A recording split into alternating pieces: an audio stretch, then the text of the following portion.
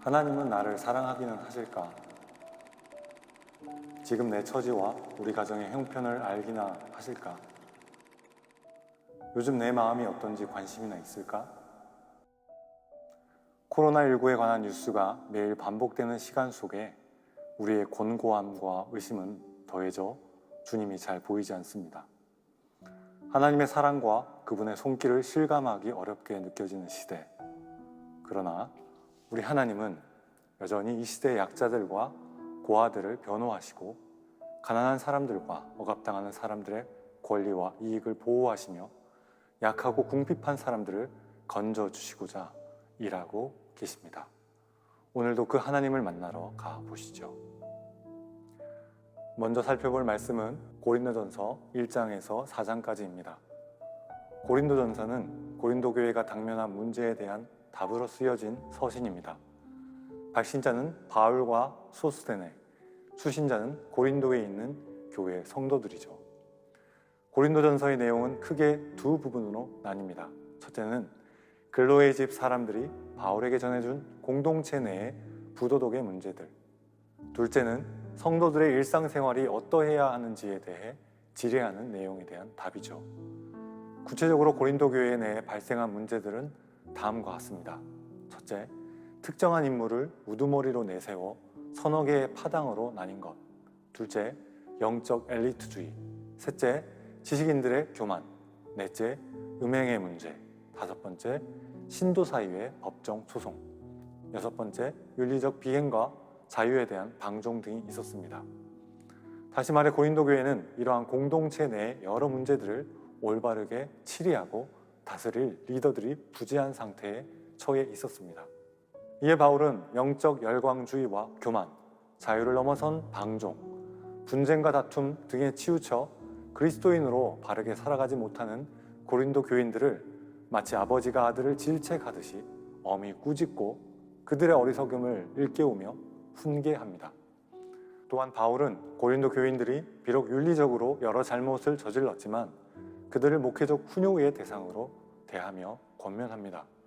왜냐하면 이들은 인간적인 연약함과 미성숙함 때문에 실수를 범한 것이지 복음을 대적하며 계획적이고 의도적으로 행한 것이 아니기 때문입니다. 복음과 성령에서 비껴나 자신을 자랑하며 오만하고 미성숙하게 행동하는 성도들, 그리고 이들로 인해 표류하는 공동체를 향해 외치는 바울의 엄의한 메시지. 이제 드라마 바이블로 고린도전서 1장부터 4장까지의 말씀을 읽어보시겠습니다.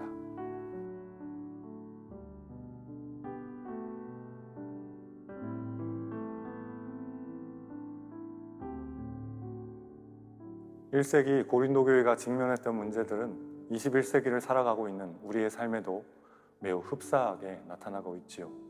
오늘 우리 주변에도 예수 그리스도를 믿지만 자신의 신앙적 지식과 심리적인 경험, 은사만을 절대적으로 여기며 영적 교만에 빠져 다른 이들을 함부로 대하는 이들, 나아가 하나님의 말씀과 예수 그리스도의 속죄함을 가볍게 여겨 비윤리적인 방종을 자행하고 있는 그리스도인과 교회 공동체들이 참 많습니다.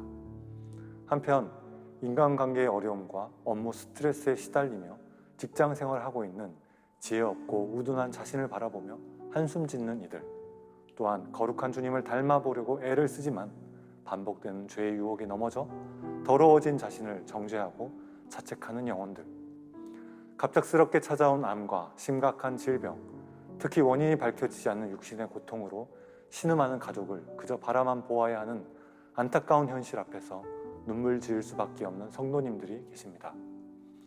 이처럼 여러 문제 앞에서 주님의 실제적인 구원, 거룩, 의, 평강, 치유를 간절히 바라는 우리들에게 시편 82편의 아삽의 시는 큰 위로가 됩니다. 구약성경 862면 시편 82편입니다. 하나님은 정의를 사랑하시고 의로 민족들을 심판하시는 크신 왕이시오 온 세상의 재판관으로서 그 누구보다 이 땅에 가난하고 힘없는 약자들의 권익을 보호하십니다.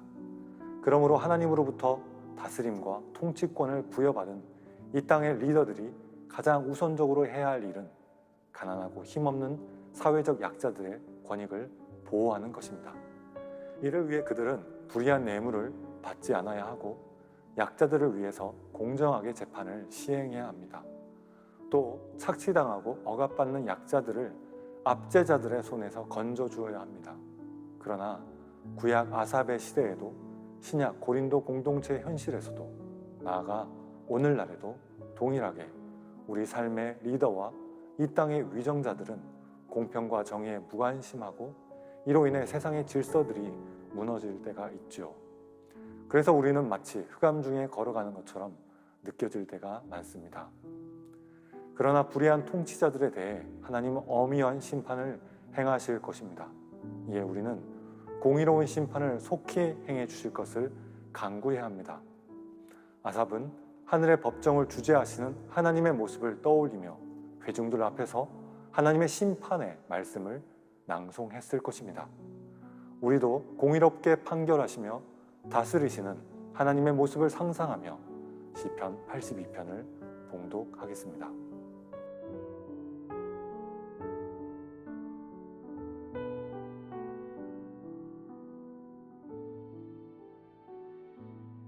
우리가 아삽이 노래하는 심판의 하나님을 의지하고 찬양할 때 하나님은 마침내 일어나셔서 불공평하게 심판하며 악인의 편을 든 자들을 공의와 정의로 심판하시며 동시에 약자들과 고아들을 변호하시고 가난한 사람들과 억압당하는 사람들의 권리와 이익을 보호하시며 약하고 궁핍한 사람들을 구원하시고 그들을 악의 손에서 건져주실 것입니다. 이 땅에 존재하는 모든 악과 교만, 불의를 심판하시는 그 하나님, 또한 우리의 무지, 질병, 고통에서 우리를 건져내시고 구원하실 그 하나님은 바로 십자가에 달려 죽으시고 부활하신, 지금도 하늘 보좌 우편에서 우리를 위해 기도하시는 주 예수 그리스도이십니다. 영적, 도덕적 혼란과 무질서를 겪고 있는 고린도 공동체를 향해 사도 바울은 오직 십자가에 달리신 그리스도만이 진정 해답임을 설파합니다.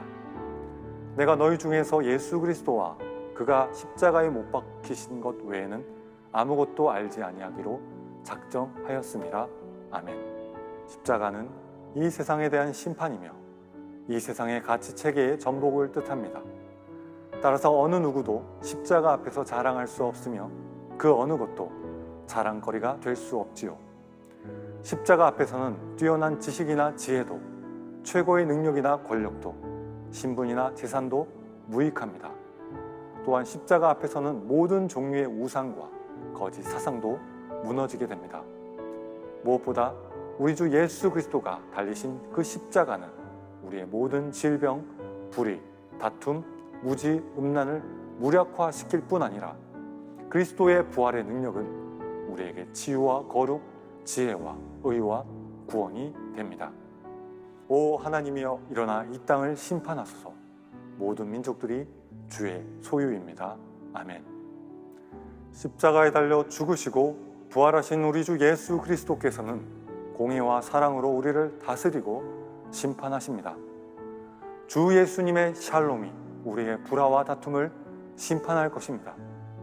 주 예수님의 거룩이 우리의 음란을 심판할 것입니다. 주 예수님의 의가 모든 불의와 악을 심판할 것입니다. 주 예수님의 지혜가 우리의 무지를 심판할 것이며 주 예수님의 치유가 우리의 질병을 심판할 것입니다. 할렐루야, 아멘. 주께서 사랑하시는 여러분, 이번 한 주간도 우리 주 예수 그리스도를 우리의 생각과 마음에, 우리의 몸에, 우리의 가정과 공동체와 직장에 초청해 봅시다. 이제 고린도전서와 시편을 통해 발견한 말씀의 은혜를 붙들고 기도하는 시간을 갖겠습니다.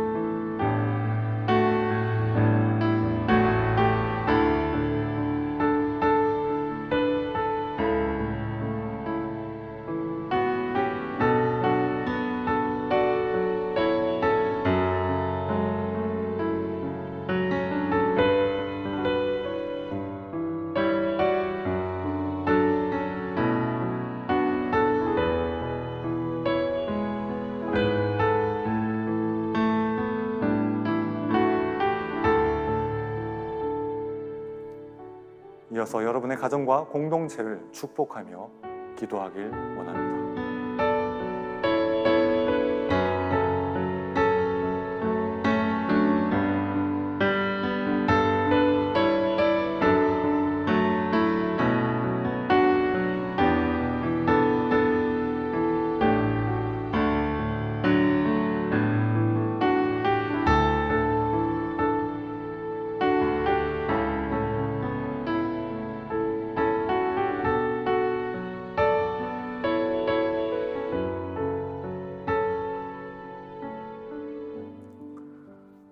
평강의 주님께서 친히 때마다 일마다 여러분에게 평강을 주시고 주님께서 여러분을 포함한 모든 사람들과 일에 함께 하시길 빕니다. 여호와는 내게 복을 주시고 너를 지키시길 원하며 여호와는 그 얼굴을 내게 비추사 은혜 베푸시길 원하며 여호와는 그 얼굴을 내게로 향하여 드사 평강 주시기를 원하노라. 아멘.